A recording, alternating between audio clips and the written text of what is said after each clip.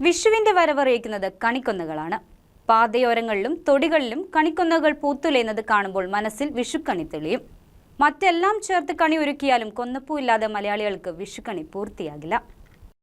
കണിക്കൊന്നയല്ലേ, വിഷുക്കാലമല്ലേ, പൂക്കാതിരിക്കാനാവതില്ലേ എന്നാണല്ലോ കവി പാടിയത്. എന്നാൽ കാലവും കണക്കും ഒന്നും പരിഗണിക്കാതെ പൂക്കുകയാണ് ഇന്ന് കണിക്കൊന്നകൾ. സാധാരണയായി മാർച്ചിൽ പൂക്കേണ്ട കണിക്കൊന്ന ജനുവരിയിലും ഫെബ്രുവരിയിലുമൊക്കെ ഇപ്പോൾ പൂക്കാറുണ്ട്. ചില സ്ഥലങ്ങളിലൊക്കെ വർഷത്തിൽ മിക്ക മാസങ്ങളിലും കൊന്ന പൂത്തുനിൽക്കുന്നതായി കാണാം. കൊടും വേനലിന് തൊട്ടുമുൻപ് പൂവിടുകയും കാലവർഷം ആകുമ്പോഴേക്കും കായ്കൾ വിത്തുവിതരണത്തിന് പാകമാകുകയും ചെയ്യുന്നതാണ് കണിക്കൊന്നയുടെ ശീലം. വേനൽക്കാലത്തിന്റെ ആരംഭത്തോടെ കൊന്നമരം ഇലകൾ പൊഴിക്കുകയും മാർച്ച് മുതൽ മെയ് വരെയുള്ള മാസങ്ങളിൽ പൂവിട്ട് നിൽക്കുകയും ചെയ്യും. ഇങ്ങനെയായിരുന്നു ഏതാനും വർഷം മുൻപ് വരെ കണ്ടിരുന്നത്. ഇത്തവണ മാർച്ച് ആദ്യവാരം മുതൽ തന്നെ കണിക്കൊന്ന പൂത്തു. ഇടയ്ക്ക് വിരുന്നെത്തുന്ന വേനൽമഴയിൽ ചിലയിടങ്ങളിൽ പൂവ് പൊഴിഞ്ഞെങ്കിലും കണിയൊരുക്കാനുള്ളത് കാത്തുവച്ചിട്ടുണ്ട്. കാലം മാറുന്നതനുസരിച്ച് കോലവും മാറും എന്നൊരു ചൊല്ലുണ്ട്. കാലത്തിനനുസരിച്ച് ആഘോഷങ്ങളിലും മാറ്റം വന്നിട്ടുണ്ട്. വിഷുക്കണിയിലും അത്തരത്തിലൊരു മാറ്റമാണ് ഇപ്പോൾ ഉണ്ടായിരിക്കുന്നത്. പണ്ട് കാടും മേടും താണ്ടി ഏറെ അലഞ്ഞാണ് വിഷുക്കണിയായി കണിക്കൊന്ന ശേഖരിച്ചിരുന്നത്. എന്നാലിന്ന് ശേഖരിച്ച